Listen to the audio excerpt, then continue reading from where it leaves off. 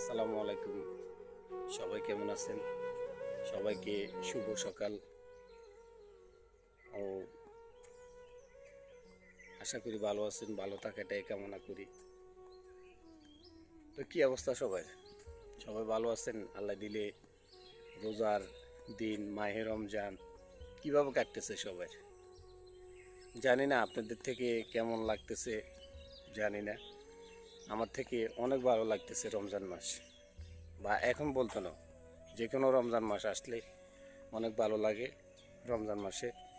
তারপর যদি এক মাস না, পুরা 12 মাসও যদি রমজান হয় মনে আরও অনেক ভালো লাগবে।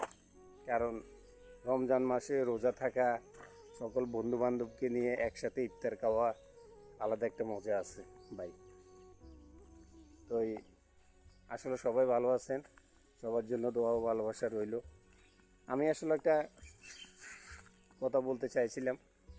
আমি বেশি বড় না, খুব ছোট একটা ব্যবসা করি। এই ব্যবসার কারণে বাড়ির আস্তে আস্তে আমার প্রায় 12টা, 12:30 বা 1টা এরকম অনিবার্য বাজে।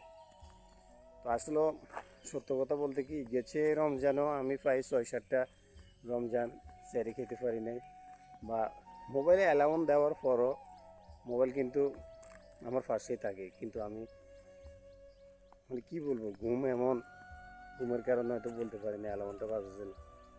তো সর্বশেষ সেম একই কাহিনী আজকেও করছে।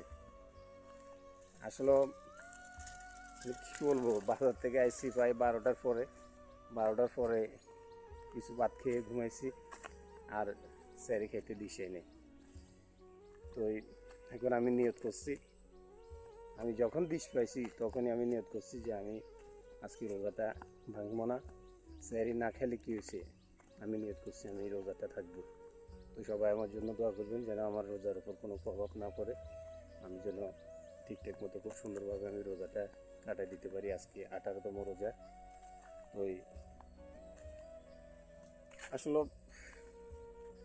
আমরা সবাই কোনো না কোনো দোষ দিয়ে আমরা রোজা থাকি না।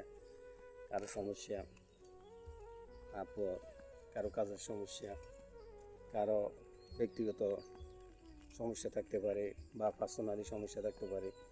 এসবগুলোর কারণে আমরা হয়তো রোজা থাকি না। ভাই কী লাভ, এই শহরে আজ আছি আমরা, কাল নাই। কী লাভ, আজকে মরলে কালকে দুদিন। 12 মাসের ভিতরে একটা মাস আল্লাহর জন্য রোজা থাকা, একটা মাস আমরা যদি রোজা না থাকতে